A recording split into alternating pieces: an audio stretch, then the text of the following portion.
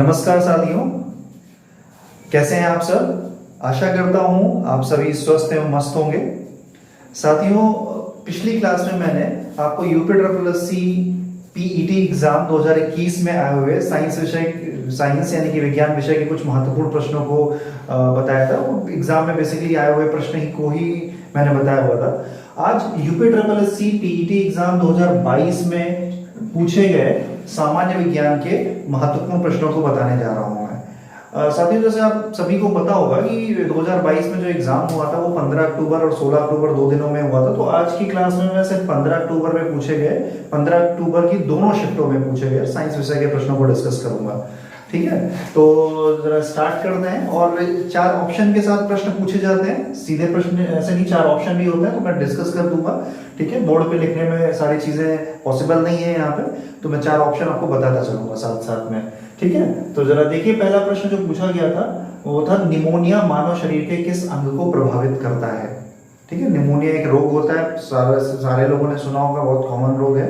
ठीक है, और क्या होता है, किस अंग को प्रभावित करता है, तो पता होगा फेफड़ों को प्रभावित करता है। मानव शरीर के जो फेफड़े होते हैं, लंग्स, ठीक है, तो फेफड़े जो होते हैं वो प्रभावित होते हैं। इसमें जो ऑप्शन दिए गए थे वो आपको वृक्क यानी कि किडनी, हृदय, यकृत और साथ में फेफड़ा, 4 ऑप्शन ये दिए हुए थे।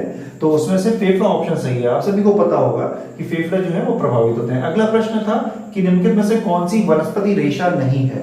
4 ऑप्शन थे, इसमें पूछा गया था कौन सी वनस्पति रेशा नहीं है। ठीक है, तो जो ऑप्शन थे वो पहला ऑप्शन था जूट। ठीक है, दूसरा ऑप्शन जो था वो फ्लैक्स, जूट सभी को पता होगा पौधों से प्राप्त होता है। फ्लैक्स जो होता है वो आपका अलसी से प्राप्त होता है। तीसरा ऑप्शन आपका था नायलॉन और चौथा ऑप्शन जो था वो कॉटन था। तो कॉटन यानी कि रुई, वो भी आपको पता है प्लांट से प्राप्त होता है, पौधों से प्राप्त होता है। तो नायलॉन जो है वो प्राकृतिक रेशा नहीं है, ये वनस्पति रेशा नहीं है। ठीक है, नायलॉन, तो नायलॉन जो है इसका सही आंसर था, ये वनस्पति रेशा नहीं है, ये मैनमेड है। नायलॉन, पॉलिस्टर, रेयॉन, ये सब जो होते हैं आपके मैनमेड हैं। ठीक है, कृत्रिम रेशे हैं, हम कह सकते हैं। ठीक है, अगला है प्रश्न, तारों का रंग किस पर निर्भर करता है, किस बात पर निर्भर करता है। तारे आप सभी को पता है बहुत दूर हैं हमारे सोलर सिस्टम से। ठीक है, हमारे सोलर सिस्टम से काफी दूर है। तो इसका रंग जो निर्भर करता है वो तारों के तापमान पर निर्भर करता है। अलग अलग तारे हैं, सूर्य से कई गुना बड़े तारे हैं। ठीक है, बहुत दूर स्थित है सूर्य से, इसीलिए हमें छोटे दिखाई पड़ते हैं, आप सभी को ये चीजें पता है। लेकिन तारों का रंग किस बात पर निर्भर करता है, तो वो निर्भर करता है तारों के तापमान पर। तारों का तापमान अलग अलग होता है, तारों के तापमान पर तारों का रंग निर्भर करता है। ऑप्शन में 3-4 चीजें थी, जिसमें से पहला ऑप्शन था दबाव, दूसरा था वायु प्रदूषण, तीसरा था पृथ्वी से दूरी और चौथा था तापमान। तो सही ऑप्शन जो था वो तारों का रंग तापमान पर निर्भर करता है। अगला है पादप कोशिका भित्ति किससे बनी होती है, किस चीज से बनी होती है। तो पादप जो कोशिका भित्ति होती है, सेल मेम्ब्रेन की बात करते हैं। ठीक है, पौधों में ही पाई जाती है, केवल जंतु कोशिका में होती नहीं है। तो ये कोशिका भित्ति जो बनी होती है वो सेलुलोज से बनी होती है। किससे बनी होती है, सेलुलोज से बनी होती है ये पादप कोशिका भित्ति। ठीक है, और इसमें जो आपके ऑप्शन पूछे गए थे, अगर मैं बताऊं तो पहला ऑप्शन था ग्लूकोज, दूसरा था फ्रक्टोज, तीसरा जो ऑप्शन था वो सुक्रोज और चौथा था सेलुलोज। तो सेलुलोज से ही जो है पादप कोशिका भित्ति बनी होती है। आप याद कर लीजिए, बहुत महत्वपूर्ण प्रश्न है, कई बार एग्जाम में आता है। और जंतु कोशिका में जो होती है वो कोशिका भित्ति पाई ही नहीं जाती है, ये भी बहुत महत्वपूर्ण प्रश्न है, पूछा जाता है। अगला है कौन सी गैस ग्लोबल वार्मिंग के लिए जिम्मेदार है। ग्लोबल वार्मिंग अगर देखा जाए तो मतलब पृथ्वी का तापमान बढ़ना, आप सभी को पता है धीमे धीमे पृथ्वी का जो तापमान है वो बढ़ रहा है ना। क्यों बढ़ रहा है, क्योंकि जो प्रदूषण है, प्रदूषण में बहुत सारी गैसें इसके लिए रिस्पॉन्सिबल हैं। तो वही उसी में से पूछा गया है कि कौन सी गैस ग्लोबल वार्मिंग के लिए जिम्मेदार है। तो जो ग्रीन हाउस गैसेस होती हैं, अगर मैं ऑप्शन बताऊं तो ग्रीन हाउस गैसेस। अब ग्रीन हाउस गैसेस कौन कौन सी हैं, कई टाइप की ग्रीन हाउस गैसेस भी होती हैं। तो ग्रीन हाउस गैसेस जैसे कि कार्बन डाइऑक्साइड गैस, मुख्य है उसमें कार्बन डाइऑक्साइड गैस, उसके अलावा क्लोरोफ्लोरोकार्बन होता है। क्लोरोफ्लोरोकार्बन ये मुख्य जो है ग्रीन हाउस गैस है, क्लोरोफ्लोरोकार्बन। उसके अलावा मीथेन गैस है, जलवाष्प है।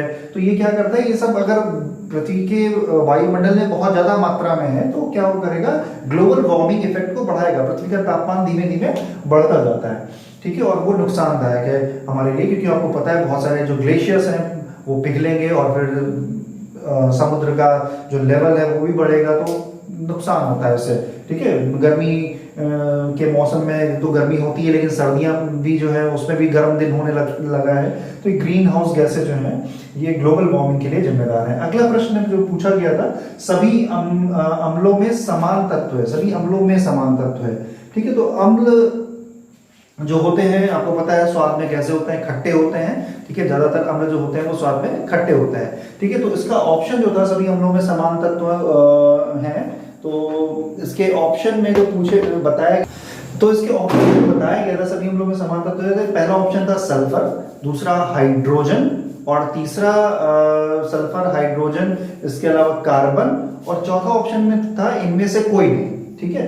तो सभी अम्लों में जो होता है वो हाइड्रोजन पाया जाता है। अगर आपने पढ़ा होगा तो हाइड्रोजन, ये जो अम्ल होते हैं, ठीक है, ये हाइड्रोनियम आयन देते हैं, जब पानी में घुलते हैं तो हाइड्रोनियम आयन देते हैं, ठीक है। देखते हैं अब अगला प्रश्न, प्रश्न नंबर 6, प्रश्न नंबर 7, ठीक है। प्रश्न नंबर 7 था, ये नॉन स्टिक खाना पकाने का बर्तन से लेपित होते हैं, मतलब किस चीज से लेपित होते हैं ये बताना है। आप सबने देखा होगा नॉन स्टिक बर्तन होते हैं, आजकल बहुत सारे प्रचलन में है, ठीक है। तो नॉन स्टिक खाना बनाने का जो बर्तन होता है वो टेफ्लॉन, ठीक है, ये इस टेफ्लॉन से लेपित होता है। टेफ्लॉन एक तरह की प्लास्टिक है और कुछ नहीं है, ठीक है। तो टेफ्लॉन से जो है ये लेपित होते हैं। अगला प्रश्न है, प्रकाश वर्ष किसका मापक है। तो प्रकाश वर्ष के बारे में पिछली क्लास में भी मैंने आपको बताया था। प्रकाश वर्ष जो होता है वो आकाश में, ब्रह्मांड में जो पिंड है, ठीक है, ब्रह्मांडीय पिंडों के बीच की दूरी नापने के लिए प्रयोग में किया जाता है प्रकाश वर्ष, ठीक है। तो प्रकाश वर्ष जो है वो तारकीय दूरी नापने का मात्रक है। और अगर प्रकाश वर्ष की बात की जाए तो 9.46 × 10⁻15, ठीक है, 9.46 × 10⁻15 मीटर जो होता है वो एक प्रकाश वर्ष होता है। एक प्रकाश वर्ष इंग्लिश में कहें तो लाइट ईयर कहते हैं। तो एक प्रकाश वर्ष, ये भी बहुत महत्वपूर्ण प्रश्न है, कई सारे एग्जाम में पूछा जाता है। तो एक प्रकाश वर्ष बराबर 9.46 × 10⁻15 मीटर। अगला प्रश्न है, कौन सा जीव सबसे बुद्धिमान स्तनधारी है। इसमें ऑप्शन है चूहा, हाथी, व्हेल और डॉल्फिन, ठीक है। तो सबसे बुद्धिमान जो होता है वो डॉल्फिन, ठीक है। ये स्तनधारी है, ध्यान रखिएगा, ये फिश वाली कैटेगरी में, मछली वाली कैटेगरी में नहीं आता है, कह देते हैं जरूर इसको, लेकिन ये डॉल्फिन स्तनधारी है, ठीक है, और ये सबसे बुद्धिमान है। अगला प्रश्न है, पौधों का विकास किससे प्रभावित होता है, ठीक है, किससे प्रभावित होता है। तो ऑप्शन इसमें बड़े कंफ्यूजिंग थे, ठीक है। अगर देखा जाए तो लगभग सब मिलते जुलते ऑप्शन थे। प्रकाश की गुणवत्ता, मात्रा और अवधि, मात्रा, गुणवत्ता और अवधि। अगला गुणवत्ता व अवधि, केवल प्रकाश की गुणवत्ता, और प्रकाश की गुणवत्ता व मात्रा, ठीक है। तो इसमें जो होता है वो तीनों चीजें महत्वपूर्ण है। पौधों का जो डेवलपमेंट होता है वो प्रकाश की गुणवत्ता, मतलब कैसा प्रकाश आ रहा है और कितना आ रहा है, मात्रा, और कितने टाइम तक आ रहा है। भाई कम टाइम तक लिया जाएगा तो पौधों का डेवलपमेंट उतना नहीं हो पाएगा। तो साथियों ये आज के जो है 10 प्रश्न रहे, ठीक है। ये 15 अक्टूबर जो 2022 को पीटी की परीक्षा हुई थी उसमें फर्स्ट शिफ्ट और सेकंड शिफ्ट दोनों मिला करके मैंने, क्योंकि आपको पता है एक शिफ्ट में जो पेपर होता है तो उसमें 5 प्रश्न ही आते हैं साइंस के, ठीक है।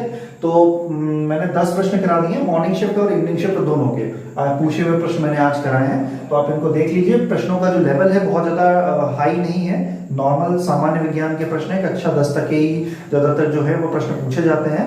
तो आप इनको तैयार कर लीजिए, और इसी तरह के और प्रश्नों को भी मैं लेके आता रहूंगा आप सबके सामने।